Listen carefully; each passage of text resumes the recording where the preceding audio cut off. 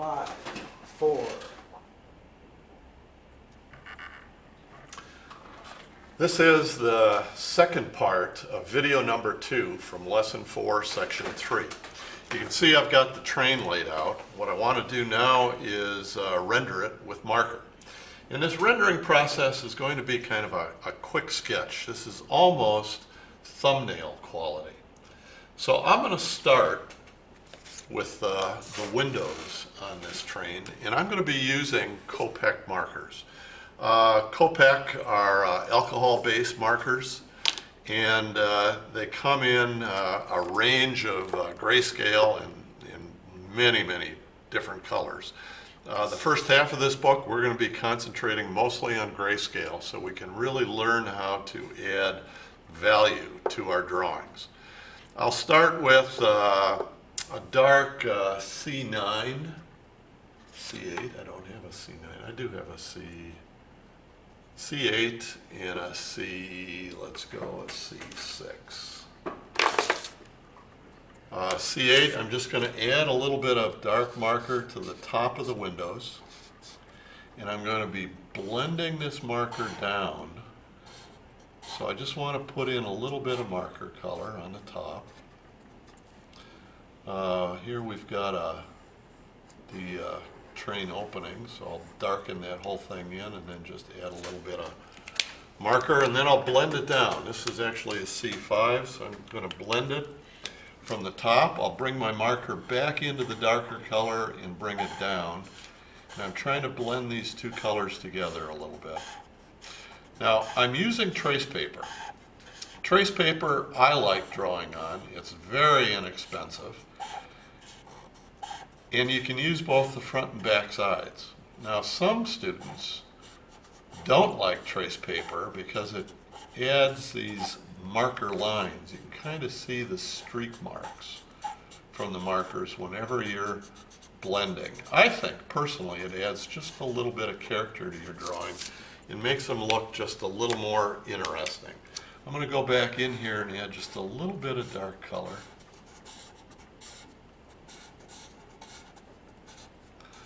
And then blend it one more time, so I've got just a little more dark up above. Pull some of that dark color down. And you get just kind of an interesting little texture with your markers. Top window, let's put in, we'll put in a little control console here for the conductor. And then I'll blend in the markers starting at the top. And I'll go back with the darker color here.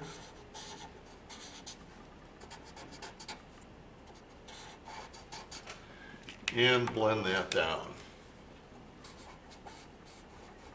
I'm going to leave just a little bit of white space at the edge. It's kind of a reflection where the window radius is around the corner.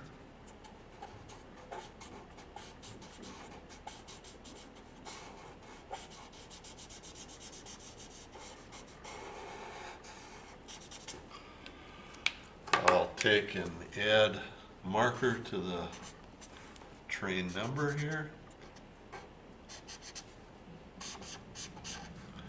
R dot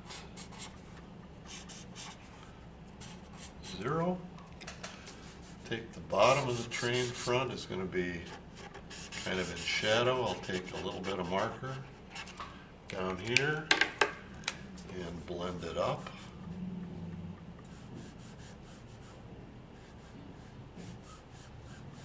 So when you're using trace paper, you got to get used to the marker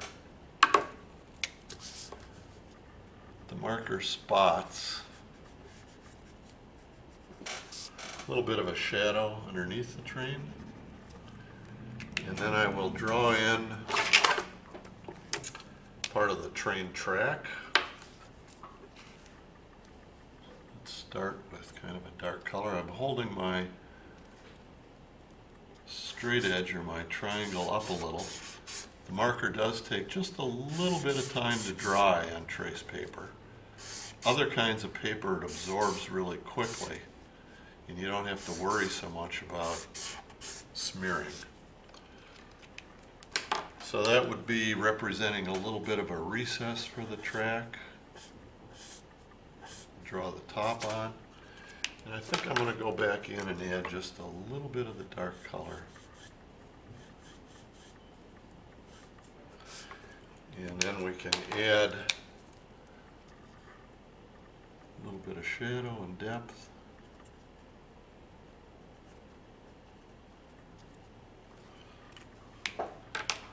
And then on the side, this is vertical, so we'll just put in a little bit of vertical marks. And I just want to put in just a little bit of blending here, just showing depth.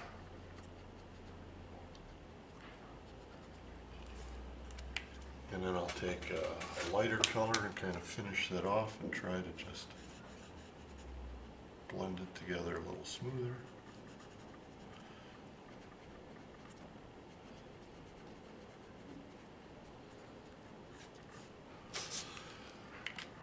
Let's run a line along the bottom. There's a little bit of shadow as this train kind of rolls. Underneath you can see that I am erasing some of my guidelines. Let's add just a little bit of marker to the cement here. And we'll do that on the back side as well. By erasing these guidelines with a Sharpie pen can actually come in kind of handy. It cleans up the drawing a little bit, makes it look just a little neater, and I can always come back in and add these lines later on. I'm going to make the train opening kind of dark, or the tunnel opening rather.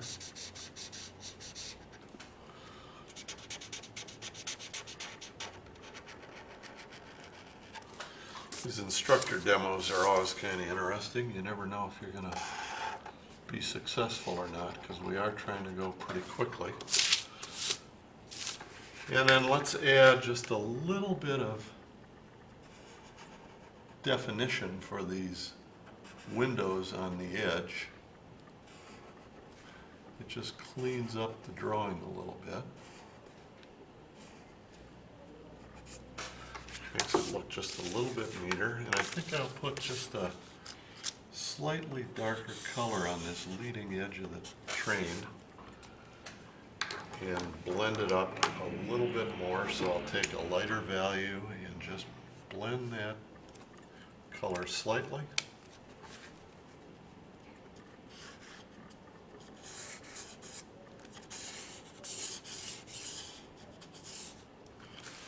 There we go.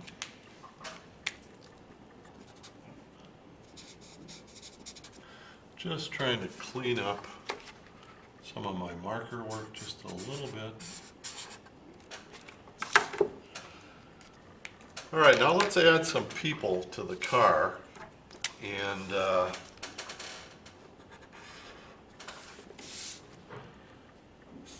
nice thing about trace paper is you can use both the front and the back. And so I'm going to use the back side to add people inside the car. I'll take about a gray 8 or 9, gray 8.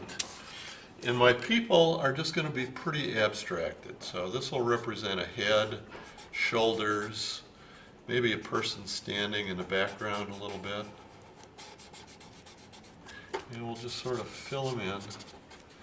Here is the conductor, kind of maybe he's got his hands on some kind of wheel or something. Put in his shoulder.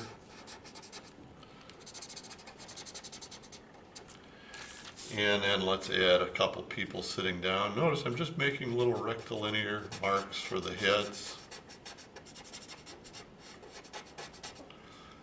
Maybe just one person in this car kind of standing. Couple little heads here, shoulders. Just an indication. I'm not trying to be too literal. I've had some students when they're drawing this, they make little round heads and they try and get too much detail, ears and eyes and nose, and it just gets to be too much. So you can kind of see now that we've got people indicated behind that glass window. And I think what I'll do is put maybe a couple people in the front of the train. We'll put a person kind of back here. Maybe I can put just a little bit of like a dress and some legs, or maybe there's a little kid next to her. And we'll put a person standing in the foreground a little bit.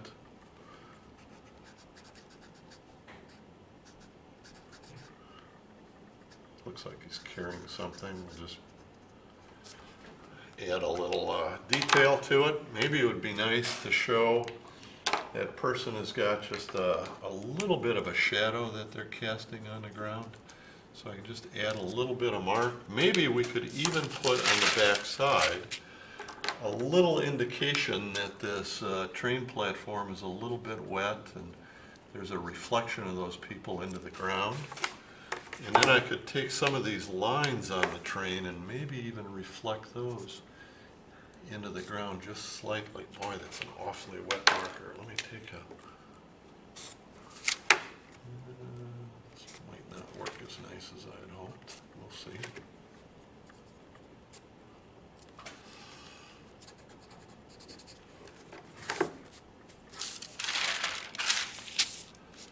Let's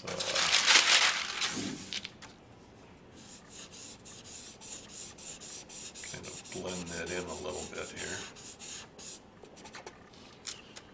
And I'll even try and blend this a little bit. It's just a little too much, I think.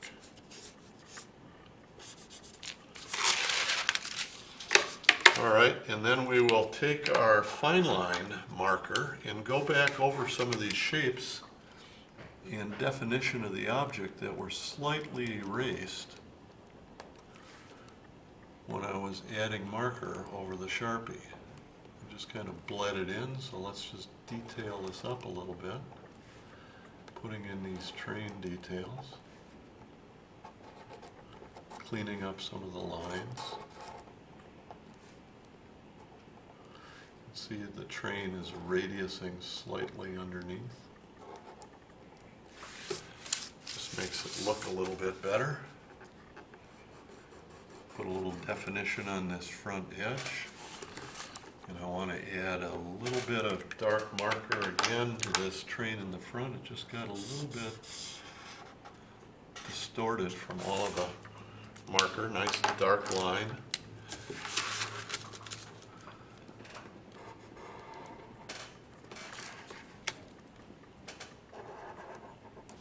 And again, just like we did with the stereo, maybe I can define this shape a little bit with just a little bit of marker. Maybe I'll just take a little bit of color on this back wall, and that'll blend out some of these original guidelines you can see here, and just make it look a little bit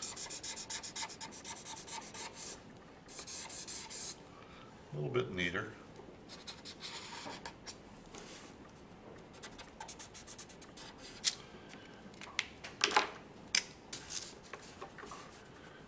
Come back in and change this line, add a little edge to our drawing, radius off the top, and let's clean up the bottom of these windows just a little bit, a little heavier line.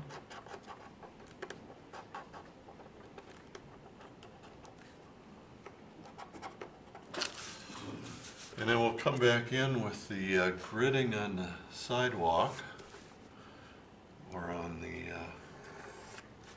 concrete.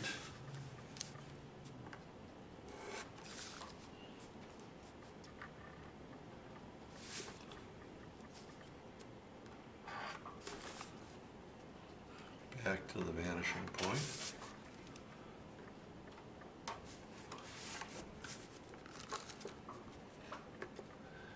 And the drawing will be pretty much finished up.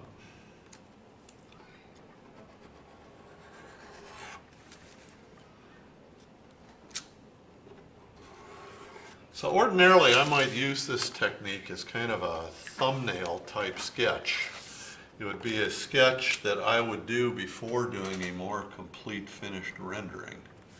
But they're also a nice technique to use for presentation, for ideation. You can generate a lot of these kind of sketches pretty quickly and generate a lot of different ideas using perspective drawing techniques. And I think that's about as much as we have to do on this. It gives you kind of an overall idea of some simple rendering tricks, and I think we took about 15 minutes to complete this. So that finishes up part 2 of video 2, lesson 4, section 3.